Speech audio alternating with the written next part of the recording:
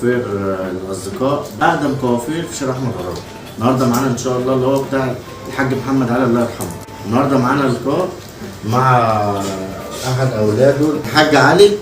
ان شاء الله هنعمل معاك. ازيك يا عم علي؟ ازيك يا احمد، عامل ايه؟ وعلى كده يا عم علي، يعني ايام زمان زي دلوقتي ولا بقى في اختلاف؟ بتتكلم ايام زمان من ناحيه ايه؟ من ناحيه بقى الشغل والصنعه والحياه كانت زمان زي دلوقتي ولا في اختلاف؟ لا طبعا الحياه زمان كانت تختلف كتير عن دلوقتي. زمان كان في ترابط، كان في حب، كان افتكر زمان وانا عيل صغير مع ابويا الله يرحمه. كنا نجيب نفرش هنا، نتغدى، نفطر، وكل المحلات دي تيجي تاكل كل يوم اكل، يجي الصبح ياكل. كانت الامور كلها واحد، كنا اخوات يعني، مش زي دلوقتي. دلوقتي كل واحد مع نفسه، ما تفهمش ايه اللي حصل يعني تحس ان كان في تكافل اجتماعي كده رباني زمان. ايوه غير دلوقتي. والحمد لله انت بتحاول تقدر على على قد ما تقدر بتعمل اللي ربنا يقدرك عليه. يعني بتحاول على قد ما اتربينا واتعلمنا كده. طب ايه يا عم علي مثلا اللي عم محمد الله يرحمه لما كلمتك من شويه، انت يعني شايفك برضو في حب لسه حاسس ان هو ليه ذكريات جميله معاك. ايه احسن ذكرى انت مأثره فيك من ناحيه عم محمد لحد الان انت عمرك ما تنساها؟ كتير يعني، حاجات كتير. بس طبعا هو ساب لنا تاريخ. يعني ده راجل مقاوم، المقاومه الشعبيه، بطل من ابطال المقاومه الشعبيه، وكان موجود هنا في 24 اكتوبر، وكان متحاصر مع المتحاصرين. ويوم ما اليهود جم السويس وقف مع المقاومه وطردوا اليهود من السويس.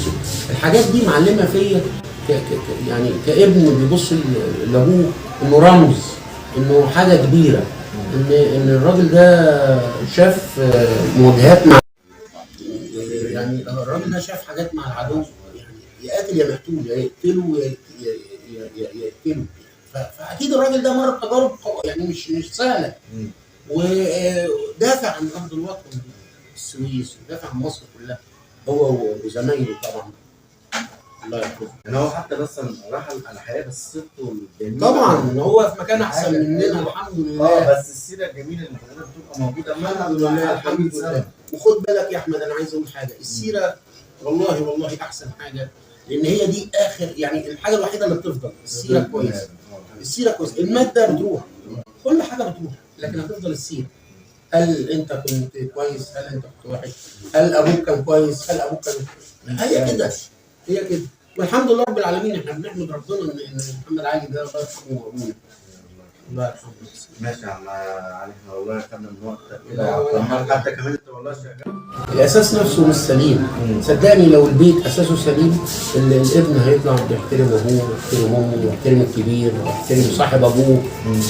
احنا اتربينا على كده، اتربينا على كده. طب هل مثلا يا عم علي انت مبسوط اصلا بالشغلانه؟ حاسس ان الشغلانه زي زمان ولا اختلافها؟ لا هقول لك حاجه، انا لما دخلت الشغلانه دي دخلتها حاببها، حابب الشغلانه مش مجبر. لا بالعكس، انا ابويا ما كانش عايز يخليني في المهنه، كان خايف علينا من الوقفه، كانت بتتعب رجليه. طبعا على المدى البعيد كل مهنه في الدنيا بيبقى لها اضرار، فمن اضرار المهنه دي برضه ايه الوقفه والكلام ده، الدوالي والكلام ده والقصص دي. كان هو عايز عايزنا احسن، مش عايزنا كده. الحمد لله الواحد كان في التعليم برضه ماشي يعني، والحمد لله خلص تعليمه والتعليم العالي وكل حاجه. بس برضه انا في المحل ده من ساعه يعني من ابتدائي وانا في المحل، يعني عمر عمر، وحابب المهنه. انا حابب لو ابني في شغل احسن ليه ومجال احسن ليه، اكيد مش هقف قدامه، بالعكس. لان انا يهمني طبعا مصلحته. يعني انت دلوقتي يا عم علي الحياه والمعيشه اتغيرت عن؟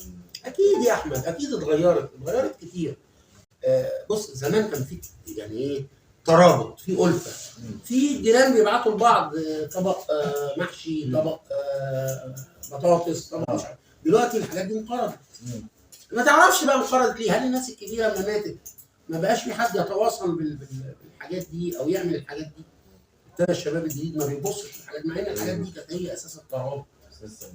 والألفة يعني الحياه الاجتماعيه المترابطه بين الناس.